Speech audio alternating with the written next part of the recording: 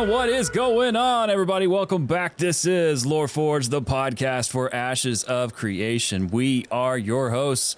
My name is Jibs, and I'm going to start with a special guest tonight. I think he deserves the very first introduction. This man is a legend in the Ashes of Creation space. Man. Well over 100 videos on YouTube. This guy is crushing it, and we're so stoked to have him here with us. SticQueno is here tonight. How are you, bud?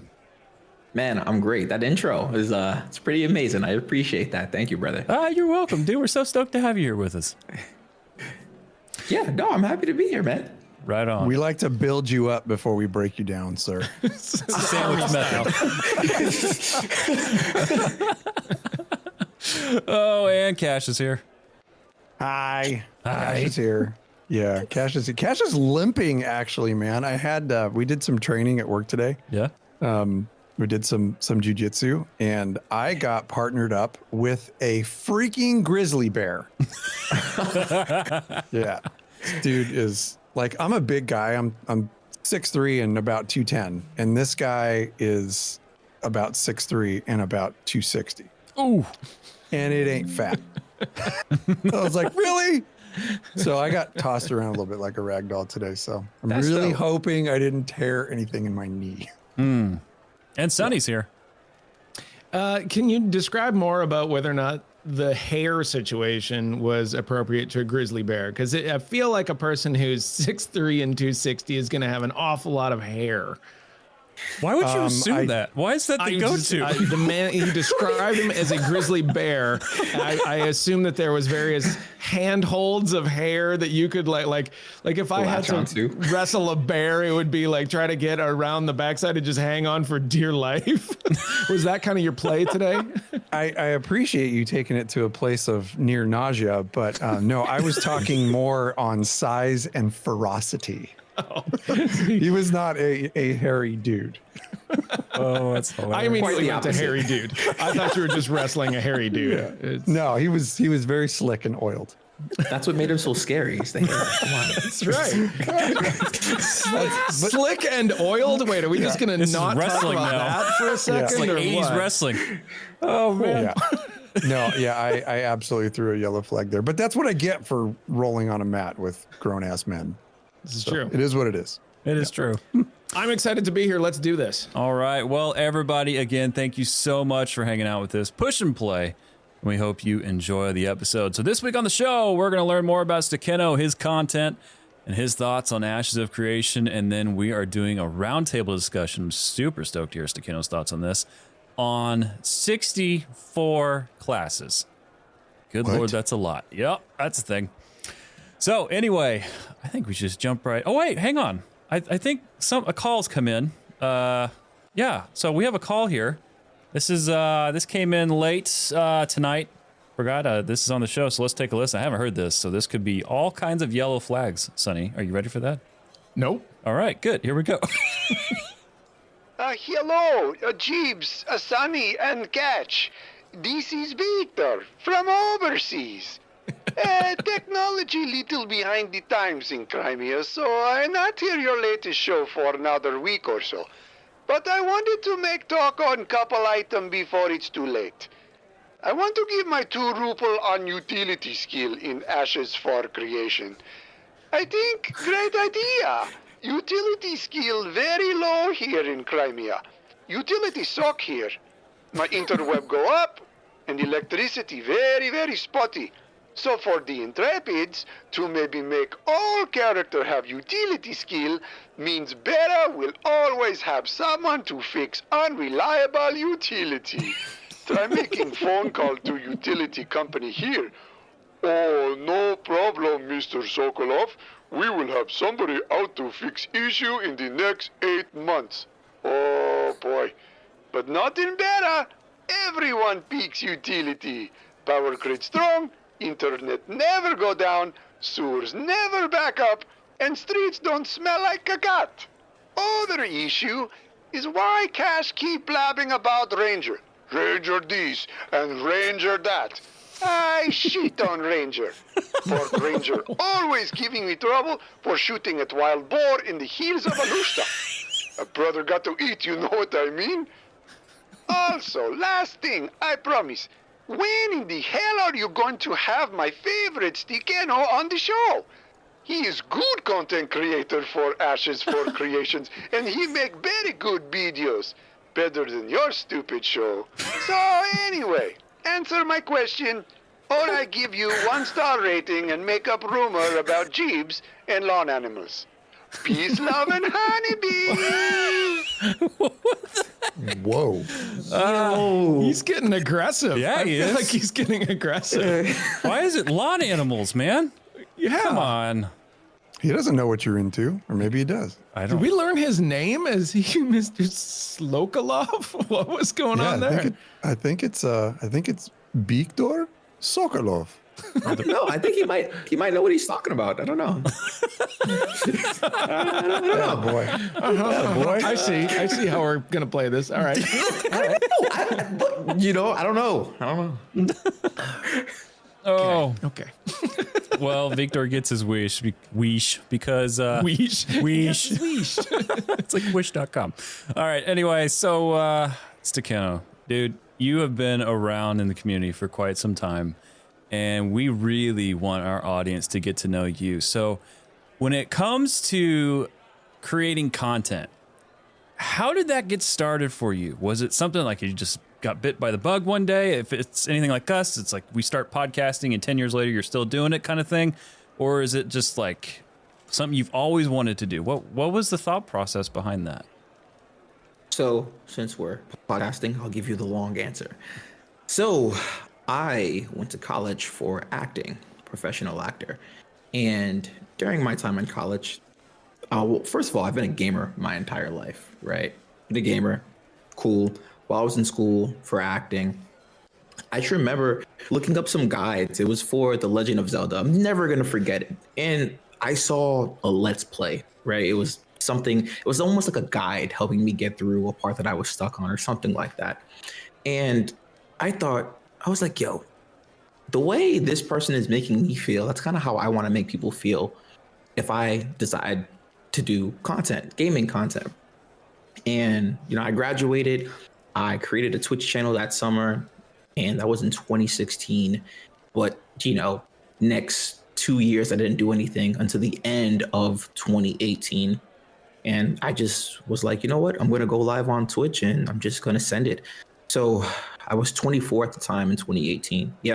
And I'm 29 now. I'll be 30. And I started as a variety creator, more so Nintendo, played a lot of Smash Bros, Mario Kart, all that stuff. Always been a family friendly creator, right? So Nintendo is really cool for that stuff. Not cool, but it just makes sense.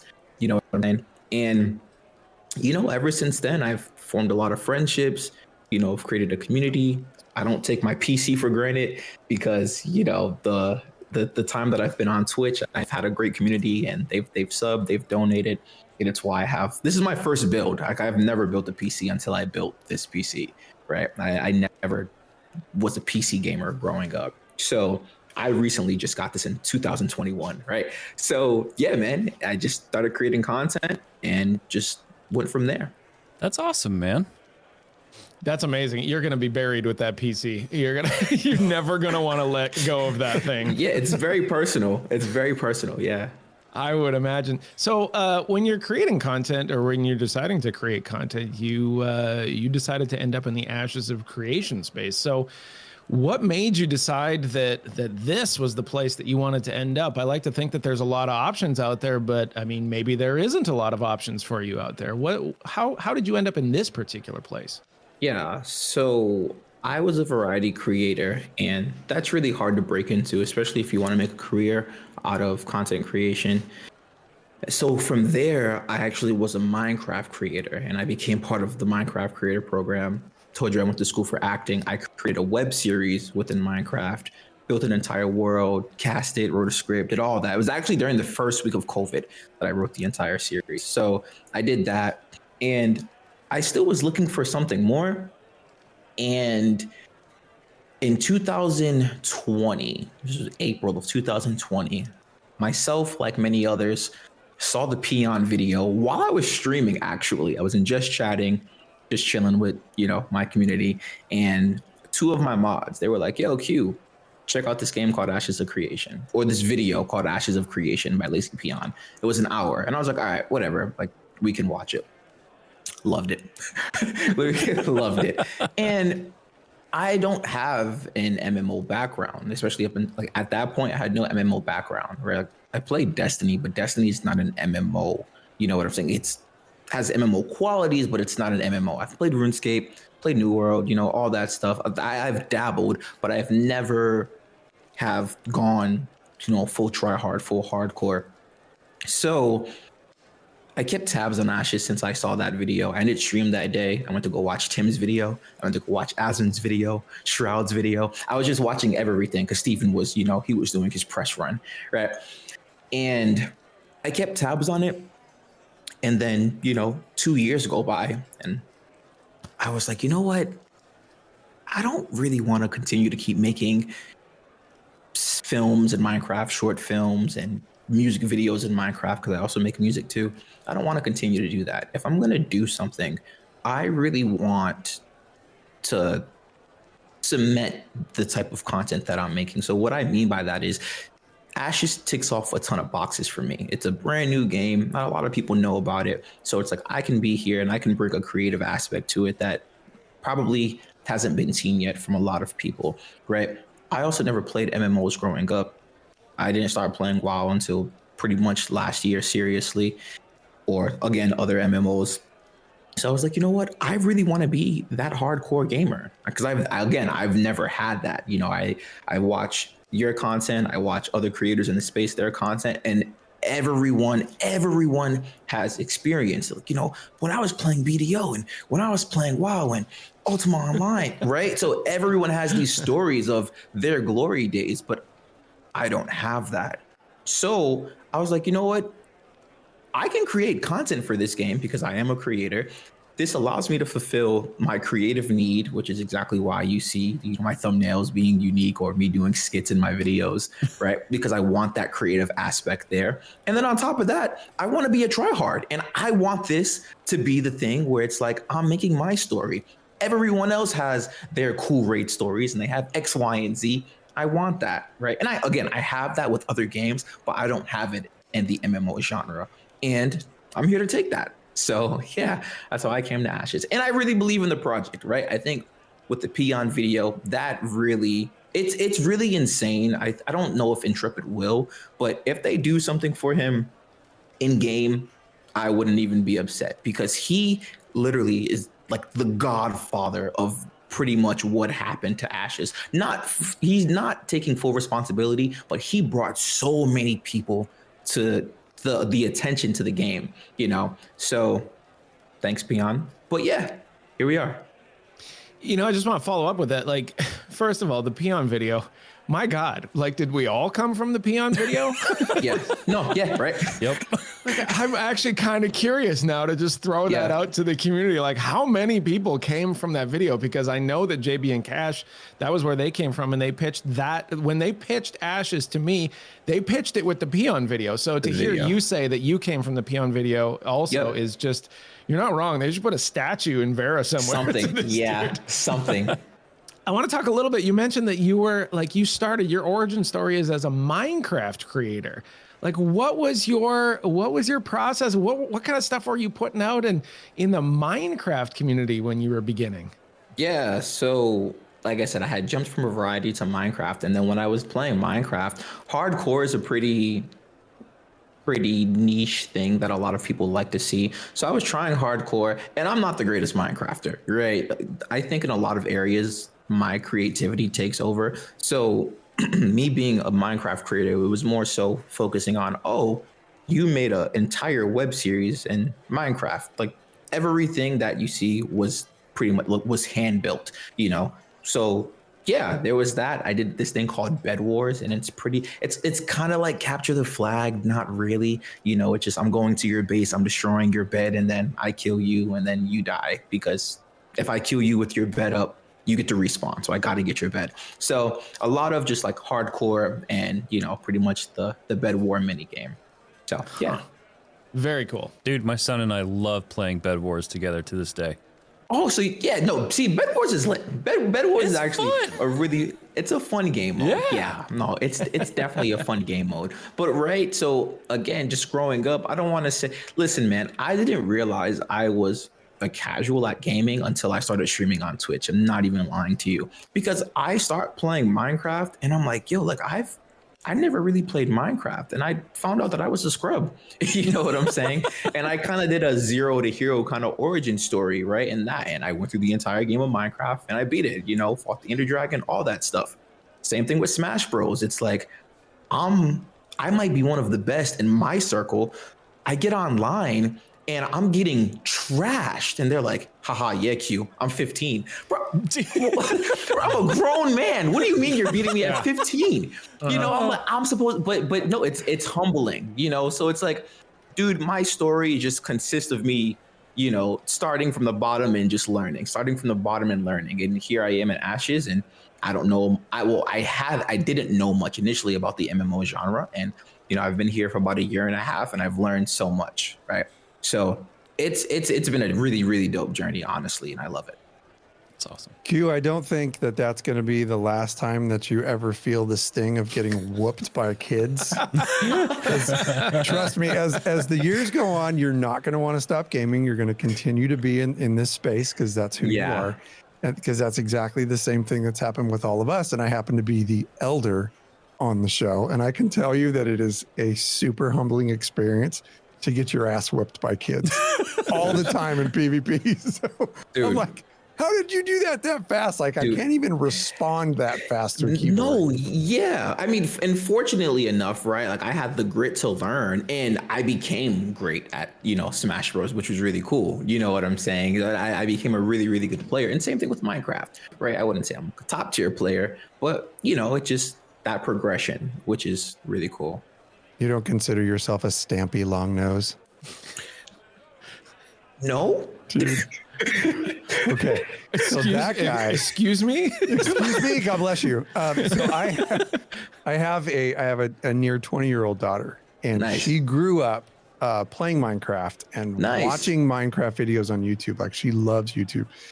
And there was a YouTuber that just recently retired by the name of Stampy Longnose, and the guy had millions of people watching his YouTube videos all the time. And they were, I don't want to say annoying because that's really insulting, but I mean, obviously way more successful than our YouTube channel.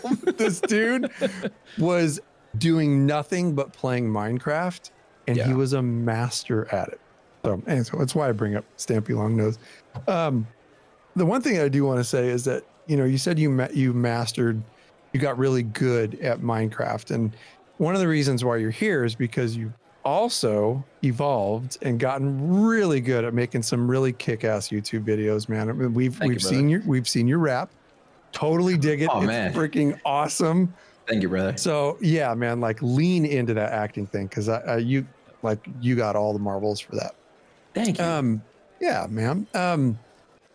If there was anything to date that you could, you know, having been in this space for multiple years now, is there anything that you can possibly think of or pinpoint that you could identify as your favorite Ashes of Creation moment? Favorite moment actually isn't even really an Ashes of Creation moment. It is, but it's not. I went to PAX East last year and I got to meet Maggie, and that was really, really, really dope. Ooh, nice. Yeah. So she had a panel. Yep. She had a panel, and I was like, okay, let me go check it out. And I had no intentions of talking to her about Ash's stuff, because you know how it is. It's like, oh my gosh, like, do you work with Steven? And I just want to ask you all the questions. And when is it coming out? Mind you, and PAX East was literally a year ago around this time. So it was in March of last year. So we had no quarter. It wasn't announced for 2024. None of that. We're just up in the air. We still probably were thinking it was coming in 2023. So it's like, you know, oh my gosh, Maggie. But, you know, I just went there and I just wanted to chat with her. You know what I'm saying? What made you take this path in life that you took?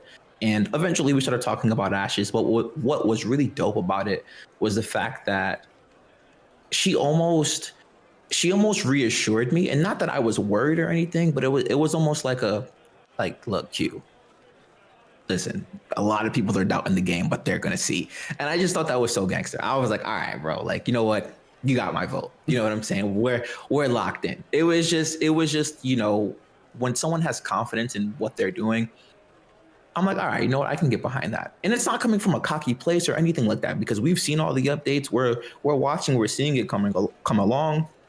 So yeah, I really did enjoy that.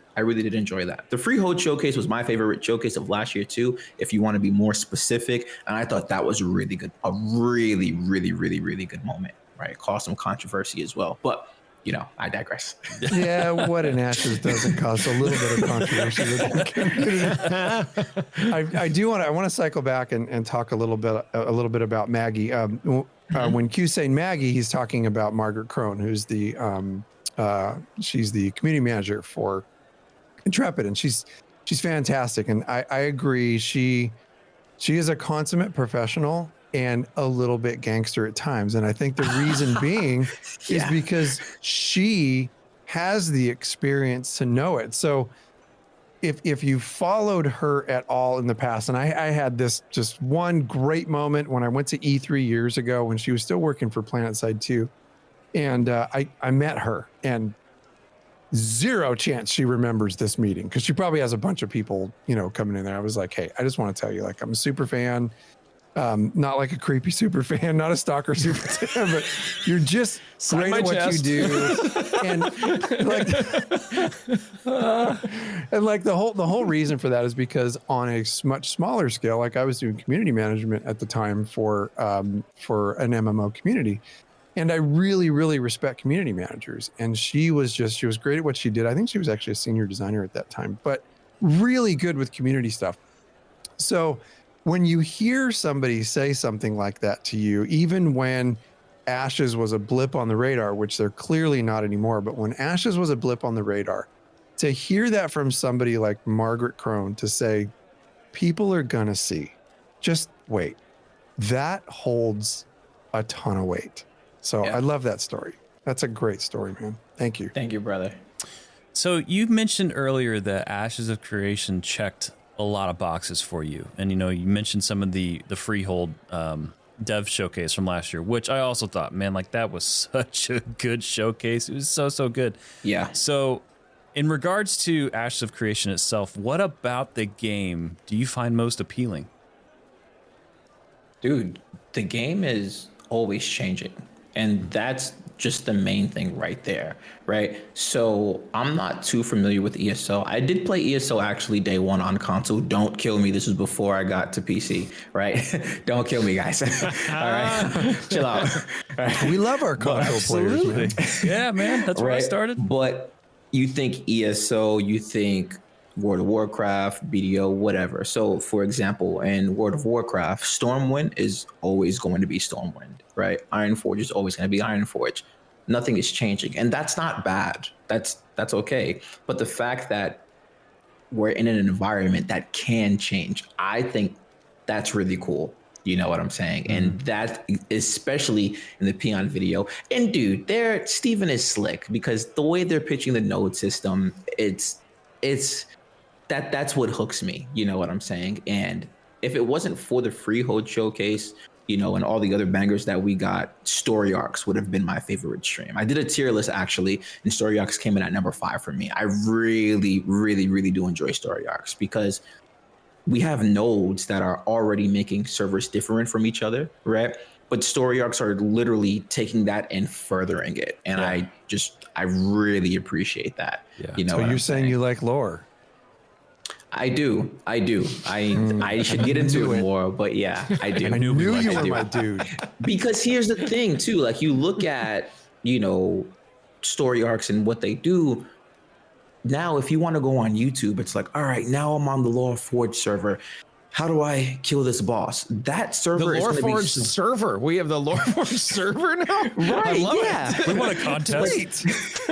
But that server is going to be so much different from the SticQeno server, where, you know, we had a different story arc, and now we have to go find Snoopy because he has a spear. Do you get what I'm saying? You know? Yeah. I So that's what I'm getting played. at. But that's what I'm getting at. It just changes the entire trajectory of everything, right? Whereas in like, wow, ESO, all these other MMOs, it's like boom, ba-boom, ba-boom, ba-boom. Whereas in Ashes, each server is its own thing. And I think that's just so unique and so cool. I'm going to run for mayor on the SticQueno server, by the way, guys. I'm sorry to break it for you. I hope SticQueno doesn't run because you're effed. Oh, man. I know. I'll be like, oh no, I did not see this one coming. I want to tie in just super quick and talk about that because Q brings up a really, really, really good point about the uniqueness of what Intrepid's building with Ashes of Creation. In that each server will be different based on the lore that is unlocked, the storylines that are unlocked by the players.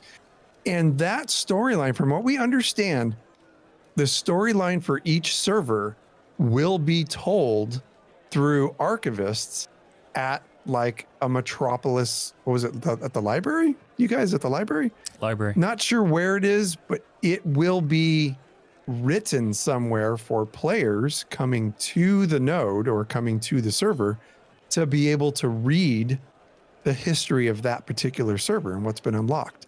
And that blew my freaking mind when I saw that. I was like, this is ingenious the way that they're doing this because every server will be different.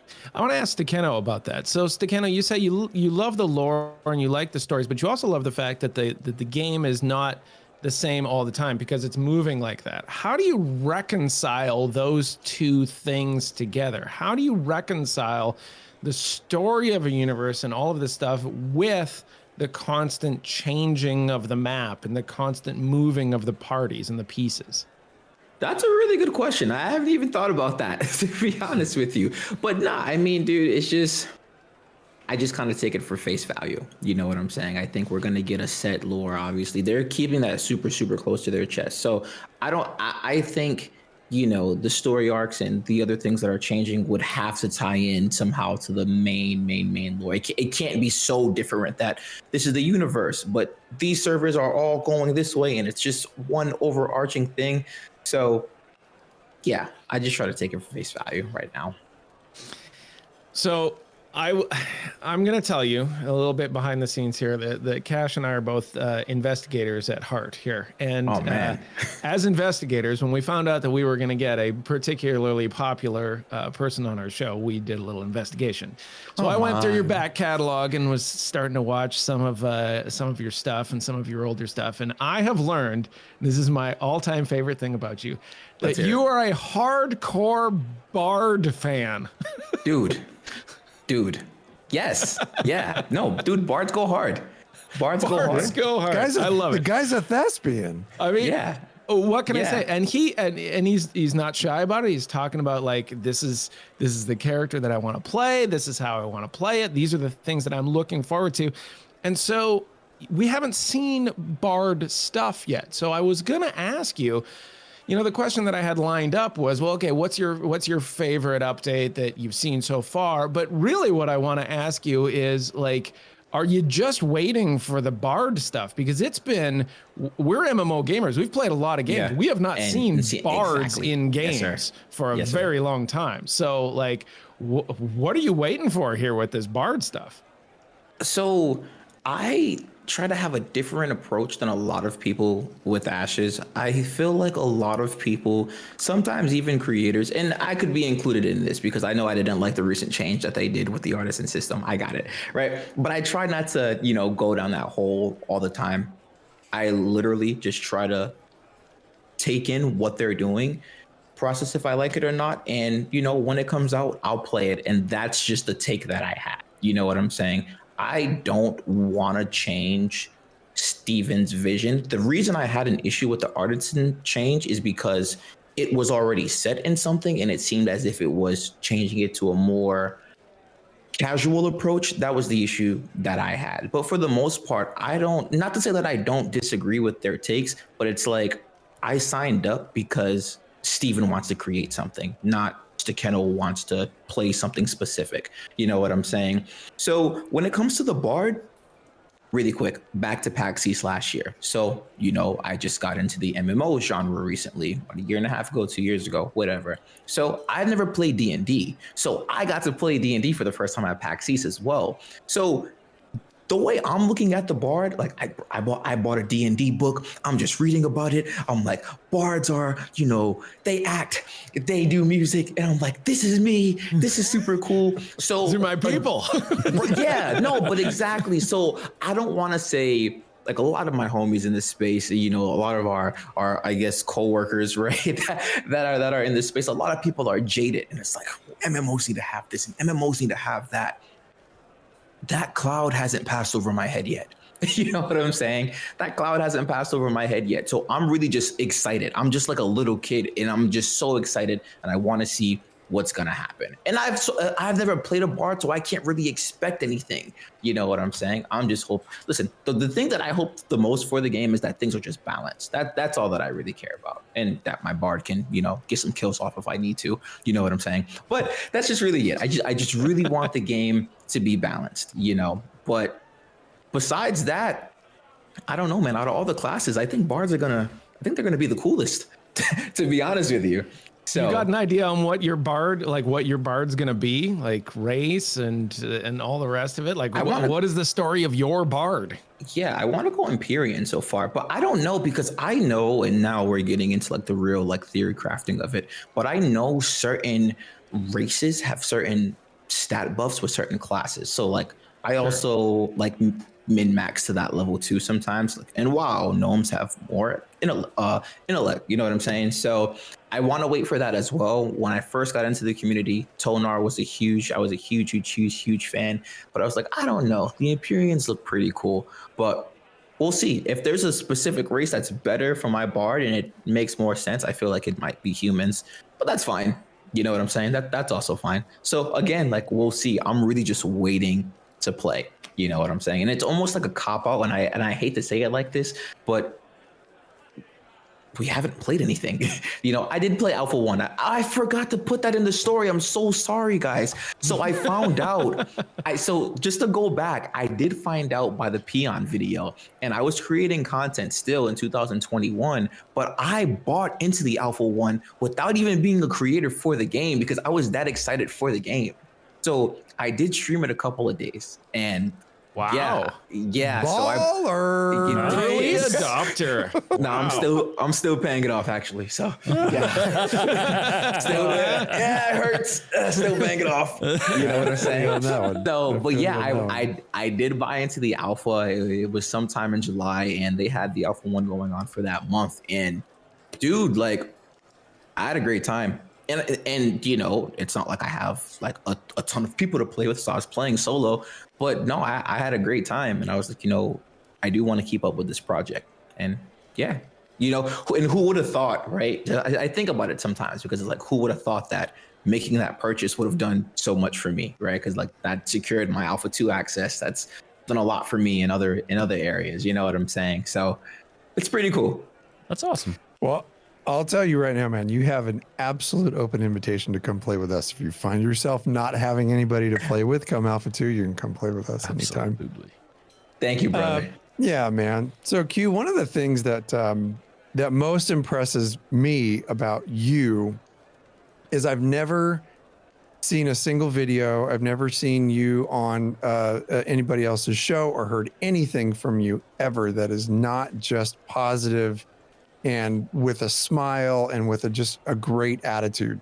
And I think that's something that, yeah, look at that. I think that's something that it can be very, very rare in a gaming space, And I think it's a really good push for newer people coming in that want to create content to model themselves after, because it's just rare, and finding that positivity can sometimes be very difficult when, you know, people are very opinionated about the development of a game. And now, you know, we have something like Intrepid that's like allowing us to give our opinions about a game. It's very difficult to be positive all the time, but you can do that. So the question I have for you is that if you were taking somebody under your wing as a new content creator coming into the Ashes space, or in any space, period. But obviously for us, it's more relevant to be under the Ashes space. What advice would you give an aspiring content creator that's really looking to start their journey? Well, in the Ashes space, I would definitely just say be unique and be you. And I know again, it does sound like a cop out, but no, I was telling you guys, before we had gotten on, there are several podcasts in the Ashes space. None of them are the same. And none of them are the same. You know what I'm saying? There are several creators in the space. And for the most part, we're all different, and I think that will aid in your success. For me, like I said, I really just want to put as much creativity as I can into my videos. Right. My last video, I thought it was my greatest thumbnail ever. And I was super proud of it. You know what I'm saying? I put my hood over myself.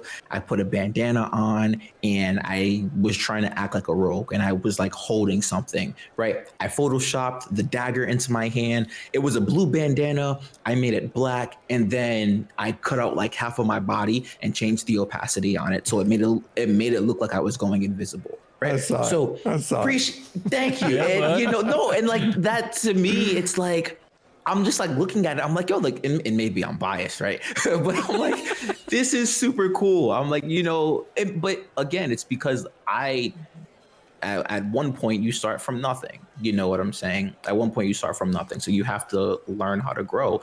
So I just want to continue to push the envelope and being creative. So I would just say the same thing. What strengths do you have as a person that you can put into your videos? You always hear that people want to see your passion. People want to see your passion and people want to know what you're about. And I get that a lot. People are like, Q, you're so hyped for the game. But again, it's just maybe that cloud hasn't passed over my head yet, right? Maybe I just haven't been let down by enough MMOs. In the short time that I've been here, though, I've seen at least like 12 scams. I will say that, which is ridiculous. You know what I'm saying? There's a lot of scams, and we're getting one at the end of the month too. What is it? Freaking something of the fall? I don't know. What is it? Oh, is that Quinfall? Making games. Quinfall, yes. Yeah. Come on, dude. Yeah. So I mean, yeah, but just show your passion, and to the positive comment you made, I appreciate it, Cash. But dude, most people here aren't YouTubers, they aren't Twitch streamers, let's just breaking the fourth wall. Let's just put it out there. Most people aren't that. They're getting on a game to have fun. And that's just how I look at it. I don't want to leave my 9 to 5 to get on a game to argue with people. It's so funny because I just finished the video and at the end of it, I was talking about an experience that I had a few days ago. I was playing WoW, doing a raid, and this one warrior, he rolled on several items. He won 90% of his drops, 90%. Someone else won a roll, and he was upset over that, even though that item he lost was the other character's best in slot. And I'm like, dude, you won like 90 pieces. The dude walked out loaded. I got nothing. And I'm like, look, whatever. It happens. It's just how it goes. But dude, it's just like, we're playing a game. This is just how I look at it. You don't need to assert your masculinity or however you fit. Come on, dude. That's just not how I take it. And I understand going try hard and being passionate about the game, 1000%. But I think people can take it too far. So look, man, I know I'm going a little off track, but to go back to the original question, show your passion, be unique, and lean into it. And that's what I would say. And be consistent. Consistency beats everything, in my personal opinion. It beats everything. It beats talent. It beats creativity. Be consistent. And your fan base will appreciate it. Yeah, exactly. You just kind of put yourself out there and you do it on the regular. And I think you close that off perfectly. Just talking about attitude. Like I kind of narrow all that down, especially talking about your experience in World of Warcraft. It's attitude. This is just a game, guys. This is not going to dictate or define the rest of your life. Just move on with it. You're going to be over it in 30 minutes and it's going to be no problem. And I think the fact that you have the ability to do that and portray that type of positivity in everything that you're doing, you are definitely winning. And I just think it's such a good thing. I really wanted to bring it up just about your positive attitude, your positive outlook on everything, man. Like that is so refreshing to see out there, especially now. So yeah, man, just lean into that. Don't ever lose that, because that's gold. Thank you, brother. And I've heard that a couple of times as well. I don't mean to keep telling stories, but it's actually insane how, and I'm not even trying to be overly positive, but it's actually insane how negative people are. Just another quick story. I promise. Again, no, playing this is WoW. about you, man. This is for you. Go, man. Go. You go. Appreciate it. If you're going to tell stories, you have come to the right place. Thanks. Just another quick story. I'm playing WoW. We're doing a dungeon, so it's not even as serious. These two characters, they roll on something, right? And one of the characters gets it. The other character doesn't get it. That's just how rolls go. The character that didn't get it was like, hey, come on, dude. I really need that. The character that won it was like, well, can't. I won the role, whatever. The character that lost got upset and left. You lost the role. And I don't understand. Maybe because I try not to invest myself that much into something. I'm not gonna let a video game upset me. I'm not gonna let a screen get me upset. I just don't understand it. And I don't know, maybe it's just common sense to me, but you lost the role. That's just how the game goes. So why are you upset that you lost? I don't know, man. I don't know. But yeah, I'm not gonna let that dictate my life. It's just not gonna happen.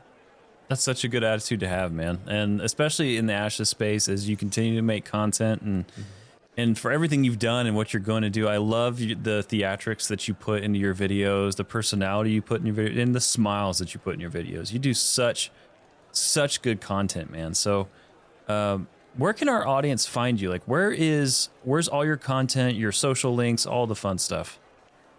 Thank you. So the best ways to find me would be on YouTube, just SticQeno. YouTube hasn't allowed me to change my name, so it's SticQeno288, which is like really odd if you're going for the handle, right? But I mean, just if you type in SticQeno, Ashes of Creation, or just SticQeno in itself, it'll pop up. So yeah. Awesome. Very cool. Very cool. We've got a roundtable discussion. Do you want to do a little bit of this, SticQeno? Let's get into it. All right. So the roundtable discussion is as follows. Is 64 classes still a good idea? This was on the Ashes of Creation forums, and we have a community member who sounded off on this, and it is Ricard P98. Speaking of difficult usernames. That's such a bummer that you can't change that, by the way. I had no idea that you were pretty much locked in for life on that one. We'll have to send a sternly worded email over to the people at YouTube. No, they'll totally listen to us. Yep. Respond in 8 months like Victor. Okay.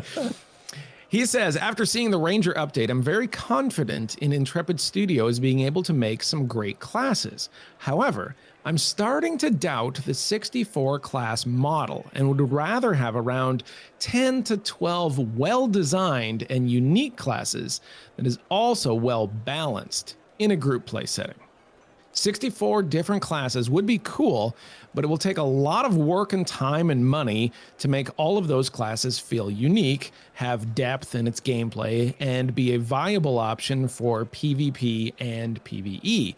Yes, the biggest hurdle is to create a good base archetype, but making the second archetype feel important and impactful will still be a huge hurdle and a big time investment. I'm convinced that Intrepid could make it happen, but I'm just not sure that it's worth it.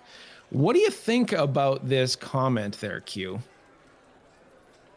Again, you guys are going to hate me, and it sounds like it's a cop-out, but we haven't seen anything. Augments are one of the most anticipated things that I want to see. I don't even think for the community. I do think for the community, but just personally speaking, I think we're all dying to see augments, augmentation. We haven't seen anything. And I think if the flavor that Steven is talking about, if say, all four of us, we pick different classes, right? And the secondary class that we all pick is Mage, and it's the School of Teleportation. If it's just like an added blink to our certain specific moves, then I think like, oh, okay, like I guess it's not too bad. But if it's something that's crazy and like damaging the class and it's interrupting the balance, then I think it's easier to have that conversation.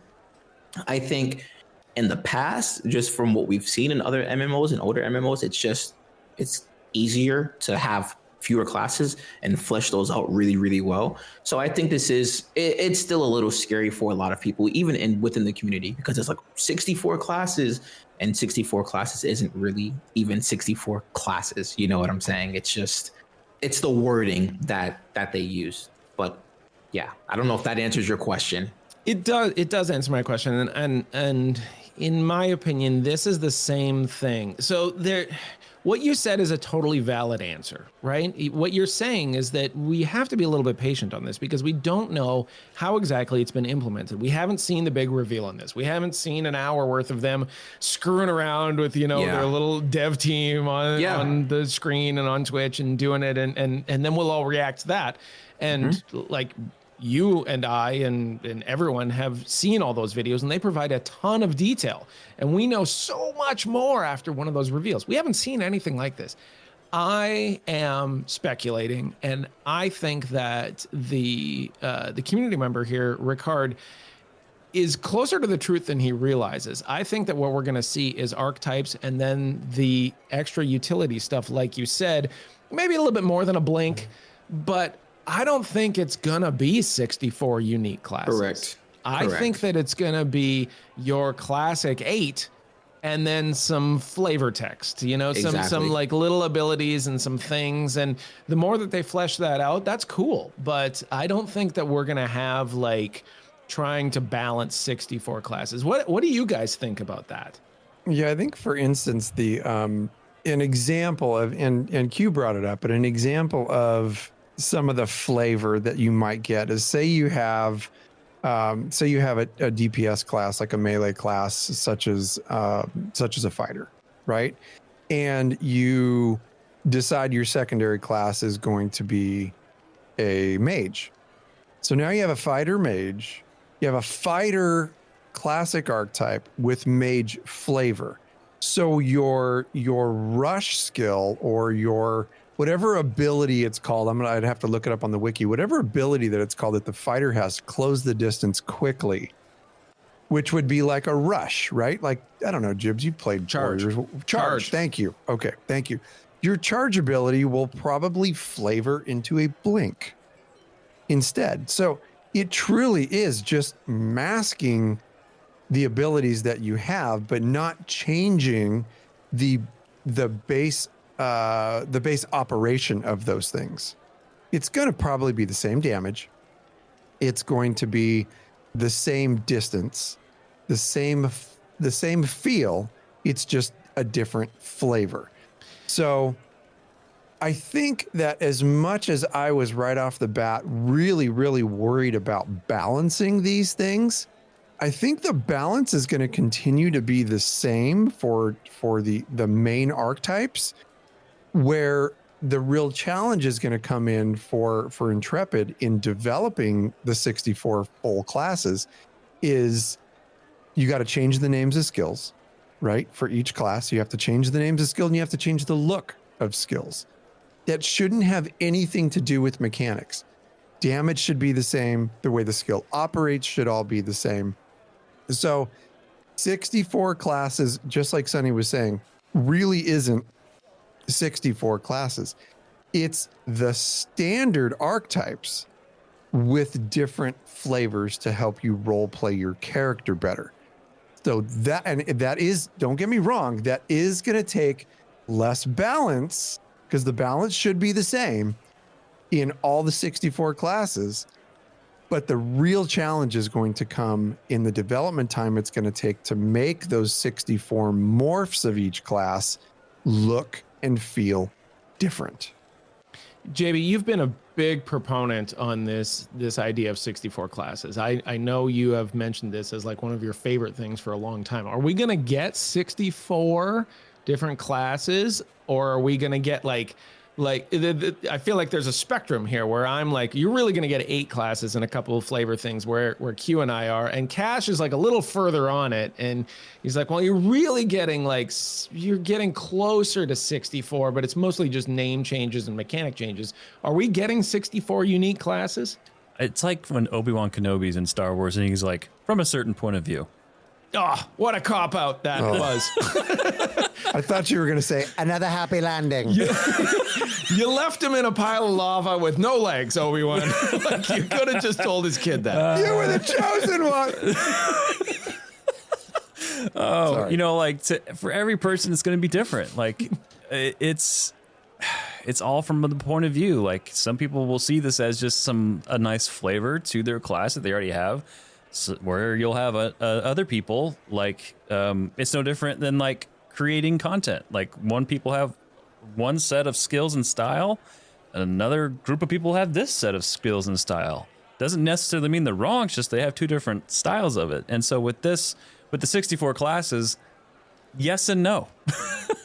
It goes back to what Q said exactly. Is we haven't played it, we haven't tested it, and there's a part of me that wonders if. And this is not to discount this question. I love this question that they asked, by the way. So I thought it was very good. I think there was actually a lot of discussion on the forums on it. But I feel like that this is what happens. And we're all like guilty of it, I think, especially creators. Like, we're all at this point where we have a ton of time to talk about something and about this much time, and for those listening, my fingers are together, so like zero time to together. Like, yeah, compare it to, especially for us, we haven't even touched alpha 1 yet. So this coming into alpha 2, this is going to be our very first time, and so I feel as though maybe we just go play it and then we'll see. I like that thought. I mean, it's so hard though, right? Like we're content creators. Q, you're a content creator. Do you find it difficult? This is going back to like the art of content creation. Do you find it difficult not to have over the top opinions when you watch other people have success by putting out splashy thumbnails that say Ashes will fail, and stuff like that? Like, do you find yourself struggling against that with a fairly positive attitude? How does that work for you? No, I mean, I'm not immune to having a bad attitude, right? I'm right. So I'm not immune to it, but I think that it's just like, again, I'm just coming from the space where it's like, look, dude, I haven't played it. Steven's making the game that he wants to make. I can either be okay with that and wait or not. And that's just how I look at it. I'm here if the game fails. I'm here if it succeeds. I'm here if it's stagnant. You know what I'm saying? And again, that's just the take that I have. I'm literally just happy to be here. And I know it sounds like, oh my gosh, this guy goes again with positivity. But no, dude, like again, and I'm going to keep saying it, like that cloud hasn't passed over my head. A lot of people are so jaded because they're heard about, because they bought into Chronicles of Illyria and they got scammed and, all these other scams. Like, look, that's not my experience. I'm genuinely just happy that I can create content for a game. This is something else I think about a lot too.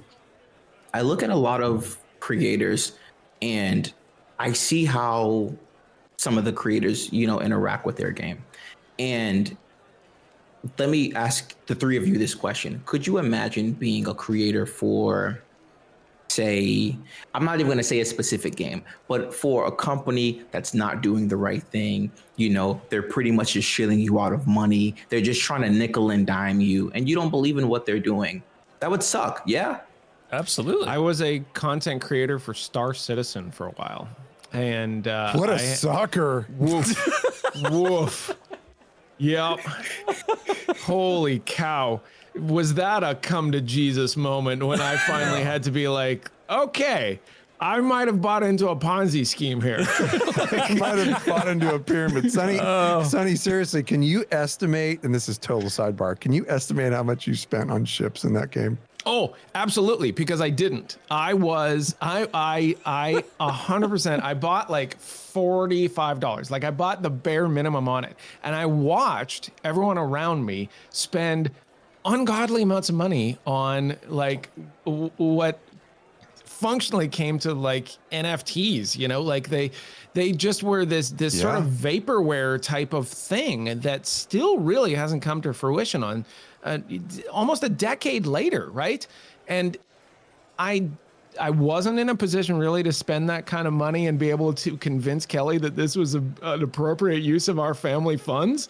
And thank God, because like it was a real thing. But I was creating content during that time for this game. Like I had said, this is what I want to do. And I had to turn that around. And so Q, you know, in answer to your question, it's a bad feeling. It's a real bad feeling. And, you know, there's something to be said about this. Like you, we were talking before the show about our ages and more or less lamenting. But nonetheless, somebody had asked this, like, why are all the content creators for this game a little bit older? And it's because we have the time to see this thing come to fruition. And some of us have been burned by things in the past. Some of us might not have that much time. So. Well, I mean, just try to eat more vegetables and like maybe stay off the booze. All right. I'm going to be honest. This is partly Ash's fault too. I will say that because they're taking so long. I found out about the game when I was 26. I'm going to be 30. So, I mean, look, man, right? The game's still not out. The game's still not out, Steven. So, you know, and I read your YouTube comments on like some of your shows, and people are like, yeah, I'll be interested when the game comes out. Never. Or like, I'll be interested in 10 years when we finally see an alpha or something like that. And, and so it's just one of those things where like you, to maintain a level of positivity in what you're doing is difficult at times, because the alternative of admitting that we bet on the wrong horse, right? Like it'd be terrible. It sucks, right? But to that point, right? And you answered my question phenomenally, excuse me. That's what I'm saying. Imagine being a creator for Call of Duty. I don't know if you guys keep up with Call of Duty, but it's 1 minute it's good, the next minute it's bad, right? Think about World of Warcraft. 1 minute it's good, the next minute it's bad. Think about creating for New World. It's just always bad, right? We did that thing. It's just always bad. Yep. Right? But again, you know, me being here, I'm not trying to get, you know, like quick clicks or, you know, quick, you know, subs or whatever. I understand my position is different in this community. That's fine. A lot of people might not want to listen to someone who doesn't have 20, 30 years of MMO experience. And that's not even an exaggeration, that some people really have that much experience. But the one thing I will say is I really do believe in Steven. I believe in Maggie. I believe in the dev team. I believe in everything that they've done. I bought into Alpha 1 before I was even a creator for the game. You know, because I wanted to play it. So I technically really am putting my money where my mouth is, right? So, you know, yeah, man, so to answer your question, it's easier for me in that sense, right? Because I believe in the product. So I'm going to back it, right? And yeah, I'm here for the journey. Q, I think you said a couple things that really interested me in responding to. And the first one is that I don't think you need to take any stock in not having played a series of MMOs before you got into this space. You understand gaming. You are a gamer. You've obviously educated yourself on this particular game, and that's all that needs to be said. Like, you are a content creator through and through when it comes to AshesOfCreation, and there should be no question about that at all. Yes, sir. The one thing that you said that really resonates with me, a couple things here. The first one was, just talking about really believing in the project. And I think the difference for us as, one old dude and two closer to middle-aged dudes, think about... You're like 2 years older than me. All right. Okay. Then I'll lump you in there as an old effer with me. But I think the difference for us with other projects that we've done in the past, more recent projects. And when I say that, I am specifically talking about New World, which in its own ways is a fun, good, solid game. Like, they did build something great. But we did a podcast for that game for probably about 6 months or so surrounding the launch. And then we eventually peeled off of that. And I think the difference between that project for us and AshesOfCreation is that belief and that buy-in into what these developers are doing. So you mentioned that if AshesOfCreation isn't successful, you'll be there. If AshesOfCreation is successful, you'll be there. And I think it's a wonderful dichotomy to think of. as a content creator, because we have also made that choice that if Ashes struggles, we will stay here. We will be here. And I think the reason for that is because of that belief that we have in the team, in Steven's vision, in the way that how you ask a question to Steven and he can just rattle off this amazing answer and have this insane team behind him with a community-minded manager right there at his side, just selling what they're doing. And I don't think it's somebody selling a ketchup popsicle to somebody with white gloves. I don't think it's BS. I truly believe that what they are building, their heart is in it and they believe in the project. And because of the way that they've sold that, it in turn makes us feel that much more confident that this game is going to just bang. It's going to be good. Yeah. So yeah, I just wanted to bring that up in respect to what you said and my support for what you said, because I think it's right. I think it's right for a lot of content creators that we just flat out believe in this project.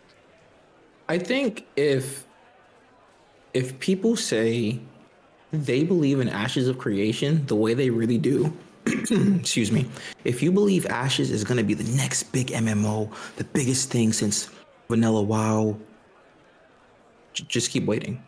It's just really that simple. That's just how I look at it. Just, okay, you know what? I don't like this change.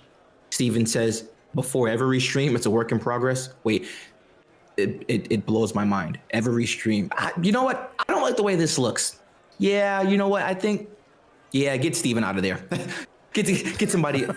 God, like, it's a work in progress. We haven't played anything, and this is why I keep saying it. You know, we haven't played anything. You know, a lot of my content is just, I like to talk about the things that have been spoken about so far, but we don't have any in-game experience. So I rely on a lot of my old experience and what I hope to see, but that's all I can really give you right now. I can't come out and say, this is the greatest thing.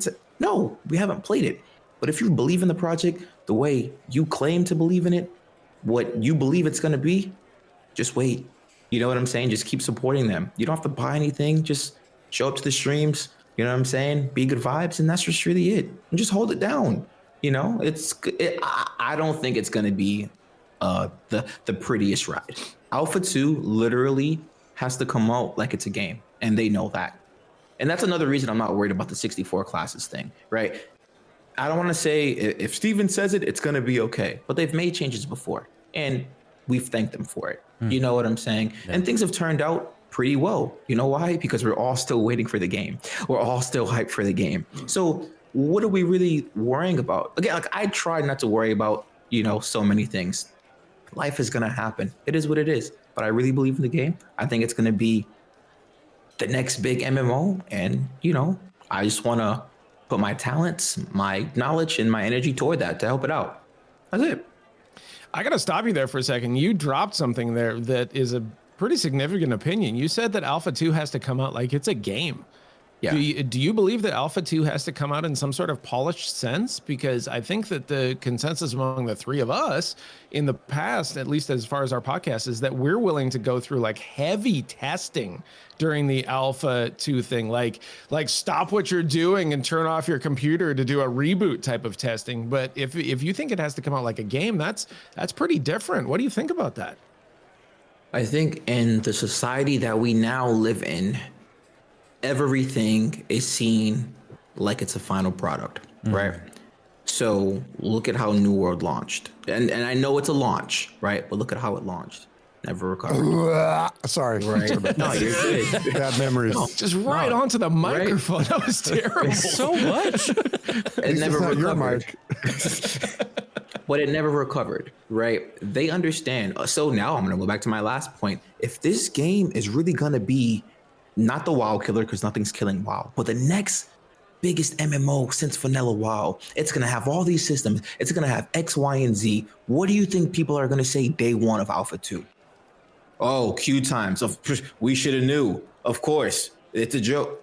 Yes, they have to have everything. Now, I'm not saying that all systems need to be running. I am not saying that, but there needs to be something substantial in there for the players to do 1000%. That's going to keep people satisfied. And if that's all right, guys, we're working on combat this month. Next month, we're working on naval. Next month, we're working on raids, whatever it may. But it has to come out 1000%. In my personal opinion, it has to be polished in some state. Has to. Because think about it, right? So, Sonny, you said the people with the fancy thumbnails, Ashes of Creation is a scam. It's this, it's that. What are those same people are going to say if Alpha 2 isn't up to par? They're not going to have to change their thumbnails. There you go. Right? But there you go. And we all know, the four of us know that negativity is interactions. You know that. Oh, come on. Think about the people that, there are people that want Ashes of Creation to fail. Oh, I knew the game was a scam. I could have told you that. Duh. So I'm not saying it has to be perfect throughout, but it has to come out with a bang. It has to, because there's going to be so much negativity around it. If it's not good and Asmon doesn't like it, that's it. not that that's it, but that's a huge blow. That's going to be a huge blow to it. If Shroud's not messing with it, you know what I'm saying? If there's so many other creators, Tim, you know what I'm saying? So many creators. So they literally have to come out swinging. It has to be great. You know, again, I'm not saying that we need every single system. We could have 5 systems, but those 5 systems have to carry us over and be enough content for us to, you know, have fun with and test. Yeah, that's a good point. And I think a lot of that mentality too, you know, when people look at a product having to be a finished product, stems from back in the day when they started doing the early access on Steam. When they started doing early access on Steam, you started seeing these mindsets shift and change to, oh, well, we know it's early, but it's got to be great. You know, it's got to look good. And I think that kind of carries over into Ashes of Creation. I think that's a really interesting point, to be honest with you, to have that expectation. And really, I don't think that that's a wrong expectation to have, you know, when you have the right attitude about it. But also going into it knowing full well, like, hey, this is testing. This is not whatever they may want to think. Hey, it's not. It's testing. Go in, test it, break it, report it, you know, do what you got to do to help make it better. So when it does arrive at launch, then it really is in the best possible package possible for all of its customers. Can I just jump in really quick, Jibs? Yeah, go ahead. Okay. So I agree with everything you're saying. Again, Steven, we have a stream next Friday, right? It should be next Friday, usually the last Friday of every month. What's going to happen? Hello, my glorious Ashes community. Right? Glorious, yeah. Right. Start with a glorious. Good job. We are so excited to show you the PvP since Alpha 1. Now, let me remind you that it is a work in progress. By the end of the stream, you are going to see several people in the chat. I don't like this. I don't like that. Yada, yada, yada. Now take that. And I don't know how many people are in Alpha 2. Last we heard it was 100K. I'm sure it's grown so much more since then. We'll just say 100K because that's what we know for sure. Multiply that by 100,000. Online, where people have something to play, they have something to see, and they have something to critique. That's all I'm saying. That's all that I'm saying. And I'm not saying that the three of you are wrong at all. All I'm saying is people love negativity and they're going to try to drive that. Yeah. They're going to try to drive that, right? Because think about it. People get so protective over their MMO. Well, what do you mean Ashes is coming out? Well, guess what? I'm still playing WoW because they just released the next phase of Season of Discovery, and it's who wants to play with PvP on all the time. This is the stuff that I've learned being in the MMO space this past, year and a half, 2 years. This is just the conversations I've picked up on, and I get it. You've played WoW for 20 years. You've played Final Fantasy for 10 years. I understand, but what comes with that? And that's all that I'm saying, right? Is listen, we could have all the creators in the world be gassed about Ashes of Creation. We're posting YouTube videos, but with light, there is dark. And that's all I'm saying. Q, are you saying that gamers are opinionated? That's madness, sir. Strange. Oh, that's good. And it's, Just looking at, there's tons of really great comments in chat, and I'm loving it. I think Vladis is in there, Rives in there. What's up, dudes? Thanks for hanging out with us. Golden Feather. My biggest Golden Feather concern. dropped by with a raid too, by the way. Golden Feather Tavern. Thank you very much. We really do appreciate that. My biggest concern with this entire thing is that you're right. Negativity sells. Negativity gets views. People just love to put some kind of a terrible clickbaity negative spin on a thumbnail to catch somebody's 2 seconds of attention, and they're going to click on that video, and it's going to be some kind of a negative spin on Ashes. And I choose not to watch the negative ones, but some of them I have to, just to educate myself as a content creator for Ashes.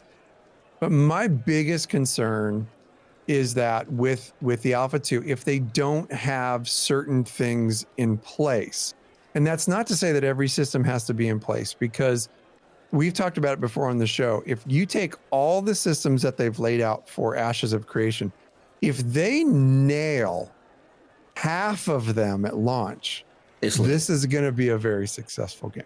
For sure. Yeah. It's going to be awesome. Mm-hmm. But my biggest concern is that we are going to have, once Alpha 2 hits, we will see an influx of the bigger content creators that come in. The content creators that have huge multiples of whatever followers that we have or whatever views that we get on our videos. There's going to be those heavy hitters that are going to come in.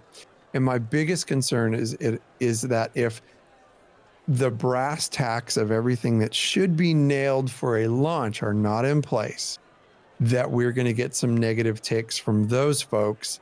And then there's going to be some negative feedback coming in for Ashes. And we will combat it in every way that we can, because you look at games that didn't launch well, that had not very popular test phases, and then they launched and had problems, but still became very successful. Elder Scrolls Online is one. Final Fantasy 14 is another one that went back to the drawing board, and they just came back and they Babe Ruthed it. They didn't even point. They just said, we're cutting it. We're coming back, and they came back with just an absolute killer of a game. So that's my concern, is that the bigger streamers are going to come in and poop on the game for small little things. I really hope that they don't do that. I really hope that they see through any small mistakes or small things that can be fixed relatively easily and then patched. And then all of a sudden, Ashes of Creation is just clicking along the way that we all know it's going to. So that's my biggest concern, is that when the influx of those big, giant follower content creators come in, that they have a solid take on the game. I think it's dangerous, right? Like Q mentioned a couple times about the Asmongold of the world. Like, they hold such weight. Right? It doesn't matter how long SticQueno and how long LoreForged and how long Vladis and the Golden Feather and Burns and all these great creators that have been out there are doing their thing. And Rive, when Asmongold rolls in, he trails with him a wake of millions of views just immediately. And so his take that day is meaningful.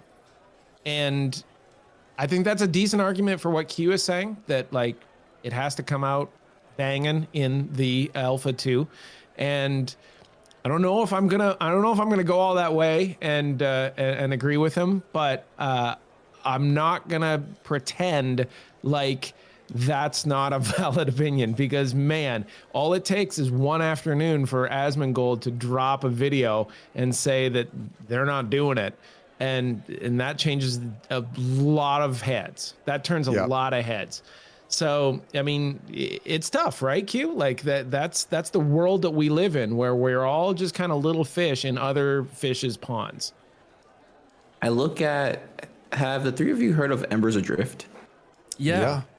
Yeah, so I started playing Embers Adrift last year, and I thought it was really dope. Genuinely, old school MMO, and obviously I'm learning more about MMO. So I was like, what? Let me play it. Let me learn more about it, and I really thoroughly enjoyed it. Peon and Asmongold both did videos on the game. The game has a lot to work on, still has a lot to work on. And those videos, because, you know, they weren't necessarily positive, game's dead, you know, and I hate to say it that way, but it's in a I shouldn't say dead, but it's in a rough spot. It's in a really, really, really rough position. You know, log on, 100 people on, 200 people on. It's like this isn't That's tough. Yeah. And I really enjoy the game. I think it needed to find its audience, you know, fix a few things here and there, but you have debatably two of the largest MMO creators reacting to your game, making content on your game, and no one's playing. That says something, right? So, You know what this says? This says that we just need you to be as big as Asmongold by the time this game comes. oh man, That's what Come on, Q. oh man, Yep. So you need to start dialing it up. oh man. Quit your job, Yeah. sell your house, do Yeah. whatever it All needs in. to take. All No, in. I mean, listen, man. I will say, like I said, I'm really all in, and you know, I'm even planning just what's gonna happen for Alpha 2. I think I might even have to get some pillows and some covers and just like lay on the floor in my room. And seriously, just because, you know, just going back to the beginning, right, of this episode where I said, you know, I want to be the best. I really do mean that. You know what I'm saying?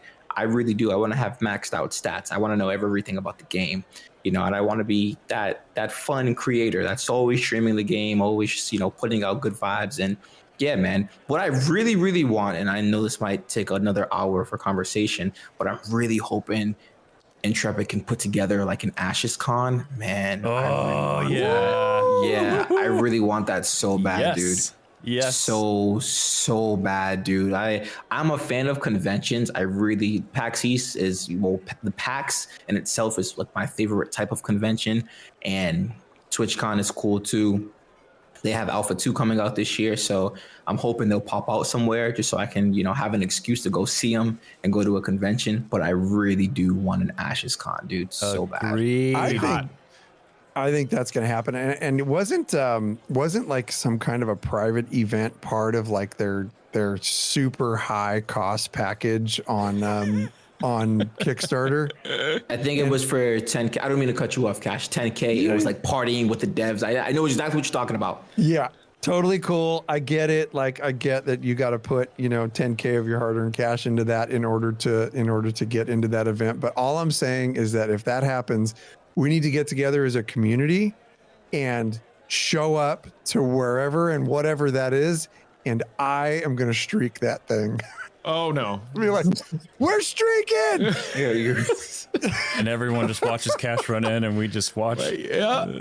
Yep. Don't move. Yep. And there's 10,000 cameras on Cash doing the helicopter in the middle of Oh yeah. Yep. It's I did not know Cash was this wild. This is crazy. Oh, dude, this is mild, bro. He's not. buddy. It's all talk. It's all talk.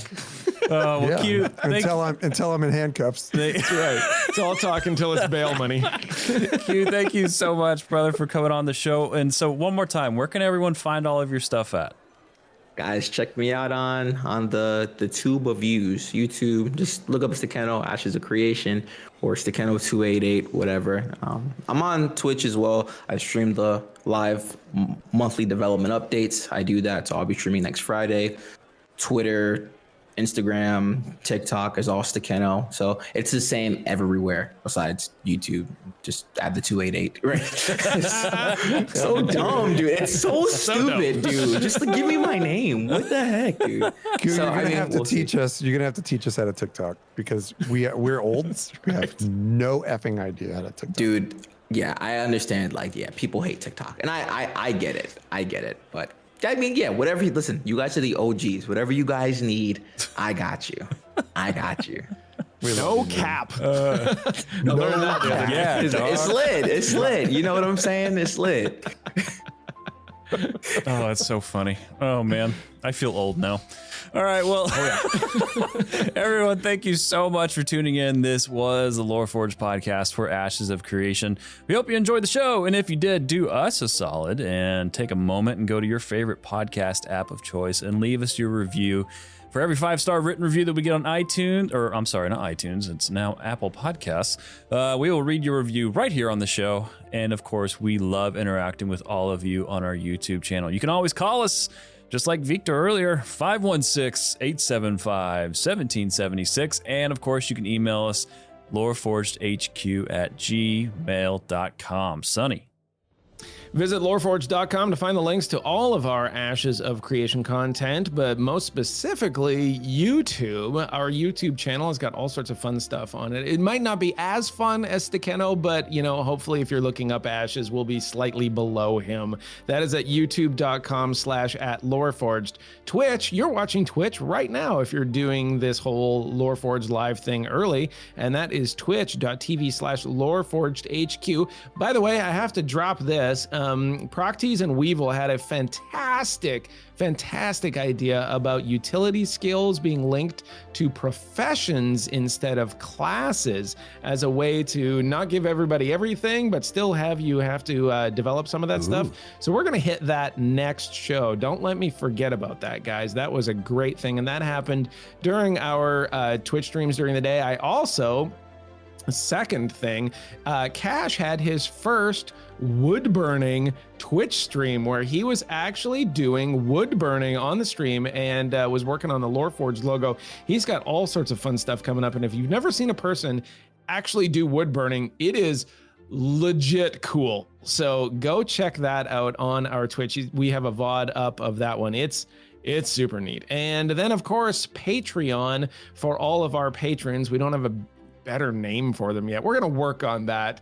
But the patrons are able to see our State of the Owl podcast, which is our sort of behind the scenes once a month chill out podcast and just talk about life. And that is at patreon.com/LoreForgedHQ. Cash. Thank you for mentioning the wood burning stream, man. It was a lot of fun. It was on a whim because I'd just gotten everything set up with my cameras and camera views and stuff like that. And I was just like, you know what, F it. Let's just hit the button and let's go for it. So it was really cool. We ended up having a really cool conversation about Ashes of Creation while I worked on a pyrography project. So I appreciate you bringing that up. That's awesome. Friends, if you are interested in joining the conversation and joining the community that we have going, we have a really awesome pace at slow growth with a lot of really cool people coming in. So it's a pretty good indicator to us that we're getting the right kind of people in our community, and we're really, really enjoying everybody. One of my favorite things is coming into our chat every morning. I know the guys had mentioned this too, and just seeing all the happy hoots, good mornings to everybody as they progress through their day. It's just super, super cool. So if you're interested in joining it, our Discord community is wide open. Content creators, fans of Ashes of Creation, people interested in joining our upcoming guild, all that stuff is available for you if you go to our Discord, and you can find it all at LoreForged.com. Follow us on Twitter. You can follow Jibs my bad. Sorry, Mr. Musk. You can follow Jibs. He wants $7 for that mistake, by the way. Awesome. I'll give it to him in the decrease of my carbon footprint. How about that? You can follow Jibs at Jibs IRL. You can follow myself at Cash Quests. You can follow Sunny at You of Course Hunt. Don't forget to follow the show. That's where the magic happens, at LoreForged HQ. I want to have a little shout out here for some new Discord members: Rogue C, who's in chat, Zen Marksman, Wizzlekins, which was on the stream when I was streaming, which is super appreciated, and a couple of old friends, Durus and Adele. Welcome to our new adventures in LoreForged. They came to us from our Lore Seekers community back in the day for Elder Scrolls Online. So thank you guys very much for joining us. This is going to be an amazing journey. We're having a freaking blast so far, and the community that we're building is really going to be pretty kick-ass. So thanks for being with us, friends. Real quick shout out for the Golden Feather Tavern, who rated us tonight, and thank you very much. And we are just getting ready to have this coming up Saturday, January 20th. The show's going to come out a little bit after this takes place, but at least you'll know it's on the radar. The very first, hosted by the Golden Feather Tavern, the very first Content Creator Summit for Ashes of Creation is going to take place this Saturday. So it will already have taken place when you hear the show, unless you're on Twitch with us now. But anyway, it's going to be a really, really fun time over on the Golden Feather Tavern's channel. Awesome. Well, everyone, thank you so much for tuning in. SticQueno, you're awesome, bro. Thank you so much for coming on. It was awesome. Thank you, my brothers. I really appreciate it. Seriously. Absolutely. Everyone, have a wonderful week in gaming. Stay safe. Stay awesome. If I can say these words. Apparently, I'm struggling. Anyway, have a wonderful week. We love you. Take care. Peace, love, and honeybees. Safe travels, adventurers.